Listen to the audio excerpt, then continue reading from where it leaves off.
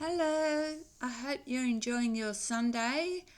I thought today I would discuss night terrors, nightmares. You all know I suffer sleep paralysis. Well, probably what you didn't know is I dream an awful lot at night. And a lot of these dreams I wake up and they're absolutely bad nightmares. In fact, some of them are flashbacks to traumatic events that I've experienced in my life, and sometimes the memory of them isn't the truth, meaning that how the dream presents itself or how the brain's downloaded that information wasn't what really had happened. And when I wake up, it really messes with me. And I, at a group, reached out wondering how could I solve this issue, because it's messing with my head. You wake up, you feel sick, you feel repulsed. It gets to the stage where you don't want to go to sleep at night because you know that you're going to have a bad dream, and you are going to be so traumatized by that dream. Like my dream the other night, Hannibal Lecter, for example, or Saws had nothing on what I dreamt about, and it messes you up, and it gets to the stage where you think I can't go to sleep, and if you don't sleep, I'm just pushing my hair back. That affects your health, and we all need 6 to 8 hours sleep a night. So I was looking at what are some ways of dealing with nightmares.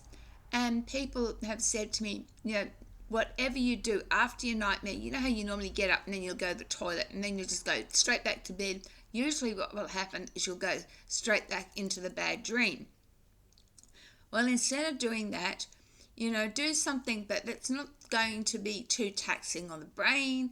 For example, read about 3 or 4 pages, colour in, listen to some meditation music, but don't do it for too long that you've woken up and stimulated your brain just so you could forget. Some people suggested journaling, and I thought, no, I can't journal what I've written down in my dream, because if I journal it and I read that down the track, that's going to traumatize me all over again. Then my daughter came up with something. She said she works in areas where death's involved, and sometimes death is so traumatic. And what it is with trauma is that we're traumatized because we're powerless. Power, and we're in a place of fear, and this thing has got power over us. So in her death situations, because it's so traumatic, to stop that grief and so she can at least cope and get on with her work without disrespecting the dead, they make it funny, they make it humorous. So that's their way of coping with a tragedy. She said, why don't you try that with a dream? So, for example, in my dream the other night, and I'm not going to reveal it all, I'm just going to say that part of it involved a DNA test where my father wasn't my father. So she said, what you do is journal it, Mum. So when you had the DNA test and your father wasn't your father, either it turned out that he was the Queen of England or an alien or something funny. And when it came to the assault part, change it so that suddenly as he was about to assault you, he became a teddy bear or he was made out of jelly. So turn it into funny. So turn your story, your dream story, into something humorous and journal that. So when you come back to remember and have a look at it, years down the track, if I had journaled the original horrible story, that's going to traumatize me all over again.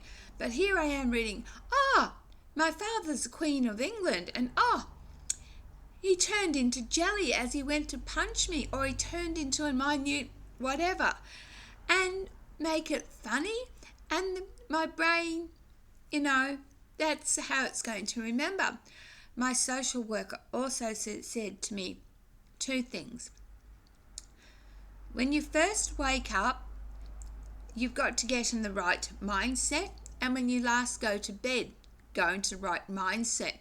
And words and thought are very powerful things that your brain latches onto.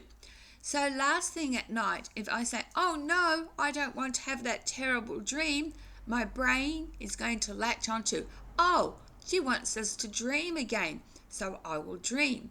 But if I go with an affirmation, I can make something, and just look at it and I say, I'm going to have a really great night tonight. I'm going to sleep so peacefully and it's going to be the best night I've had. My brain will latch onto that and I will have a good night's sleep. And the same thing with waking up first thing in the morning. Say positively, thank you, for a beautiful day. I've woken up to a beautiful day. It's going to be a really good day today. So you already put yourself into a mindset. But anyway, the topic is nightmares and night terrors. So instead, we're looking for this deeper meaning. Don't go there. Get your power back. Turn the story into something comedy, something that you're going to laugh at. And that's all for that. I do have one more video I am going to do that's something different. So I hope you've all had a good Sunday afternoon, and I hope my idea of trauma, of getting your power back over your dreams, has helped. So yes, as soon as you wake up from that bad dream, you've got pen and paper, you turn it into a funny thing. Say something horrible was chasing you. Turn it into like a jelly bean was chasing you and it fell down and got squashed. Make it funny. And once you make it funny, you will no longer be powerless. And hopefully I'm going to start this practice. I do know that the other night, actually last night, because I've been having apparently the Vivitrol injections that I am on, one of the side effects is nightmares. So even though I've had nightmares all my life, I've now compounded it. But last night, every time I woke up during the night, I said, thank you for the great sleep I'm having. It's really peaceful. It's a really great night's sleep. I didn't have one nightmare, I promise you. Anyway, I'll talk to you very soon about a different topic. Love. Thanks for watching, guys. Take care.